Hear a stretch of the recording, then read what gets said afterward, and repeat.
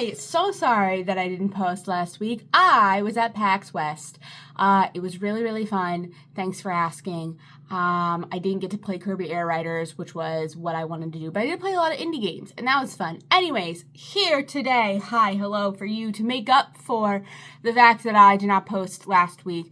I have special stuff, specifically a magic item. I specifically have a PDF downloadable magic item for you to take away today, right now, linked in the doobly-doo. If you don't want to listen to Melee app and you just want the magic item, it's all for you down there. Congratulations. But if you do want to listen to me explain to you what this magic item was all about, here you go.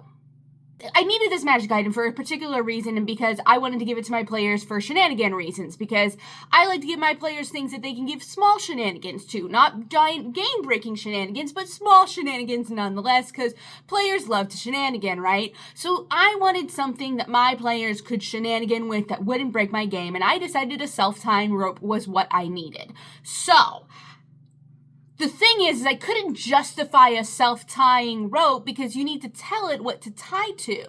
You need to tell the rope, hey, tie to the roof. Hey, tie to the gargoyle. Hey, tie to this. You need to tie this person up. You need to tell the rope what to do. The rope needs to take commands. And a magic item doesn't take commands. But you know what does take commands? A sentient magic item. And I just so happened to be writing a book of sentient magic items. So I was like, this is fantastic. So I went in my little noodle and I was like, how can I make this sentient magic rope that listens to you and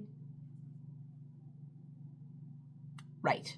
So I went into my little noodle and I asked myself, how can I make this sentient magic rope listen to people and be like willing to take instructions and all this kind of stuff? And what actually came to mind were mountaineers. I think this might be because there's currently a mountaineer on TikTok's For You page a lot, but it's mountaineers. I don't know if you guys actually know this, but back in like the 1920s to the 1940s, whenever radios were all the craze and radio plays started showing up, I don't know if you guys know about like radio plays and stuff. All that stuff was all the craze at this point in time. There was a totally other thing besides radio plays that was happening on the radio in the 1930s, and that was adventurers, real life adventurers. It was people who would go out with backpacks and would venture into a jungle, or most of the time venture up a mountain. They would climb mountains, and these mountaineers would have radios and would radio back to people at a base nearby what they were doing, how difficult it was, if they were surviving, their last words if they died, all of this kind of stuff. And that information from the mountaineer would be broadcast to populations. It would be broadcast to civilians. And so civilians would be, it was like reality TV before reality TV exists. Someone was really climbing the mountain and you were really listening to their last words, but everybody was sitting on the edge of their seats like, I hope they make it. I hope they make it. So I remembered this and I thought of the mountaineering and I was like, I bet a mountaineer's rope is like the most valuable tool that this mountaineer has, like a pickaxe and a rope. I bet those are like the most valuable tools to a mountaineer, because if you think about it, like you use this rope to climb and traverse large like crevasses and like all these large mountaintops and stuff. And so I was like, I bet this rope would be super loyal and be willing to listen to humans if it was a mountaineer's rope. And that is how I came up with Taft.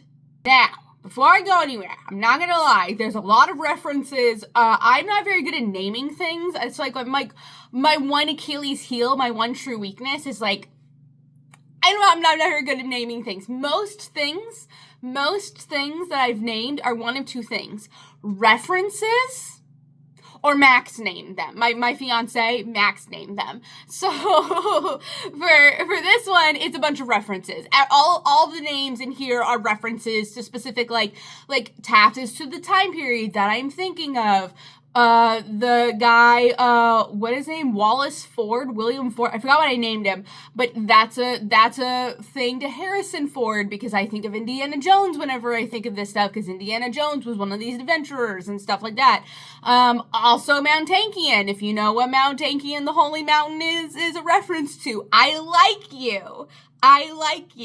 Anyway, so there's a bunch of references, and it's a story about how this sentient rope came to be. I think it's really fun. I think it gives Taft a lot of personality and a lot of character. And also, I think it conveys exactly how I envision Taft interacting and speaking in the world. So, this magic item does have some limitations, and this time I put the magic item specific attributes into the PDF. Last time I didn't actually do that. I didn't put the specific attributes in a specific area. I just kind of named them. And I don't think that actually works as well as I think it does. I don't think it's as obvious as I think it is. So I made it very obvious this time and put the attributes in a specific location.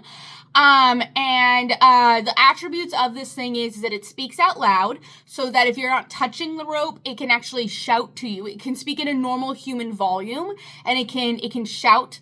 Also, the rope does not have it's not like a snake that can it's the 10 feet on either side. I thought that it would be too much shenanigans to have a rope that can just move like an animal, move like a sentient thing. I feel like that's too much of not a magic item and more of a I don't know. So it's 50 feet of hemp rope, like you normally get whenever you go adventuring, but the last 10 feet and the first 10 feet, he can move. He can move the rope and manipulate the rope. And 10 feet of rope is plenty amount of rope to go and fucking tie someone up. Absolutely, definitely.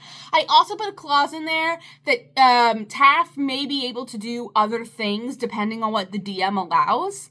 And I specifically put that in there in case a player shows this to a dungeon master and says, I want to do this, and the dungeon master's like, hell no. The dungeon master does have ultimate say over Taft's abilities and Taft's attributes, and so if he says that something is not allowed, she says that something is not allowed, it's not allowed.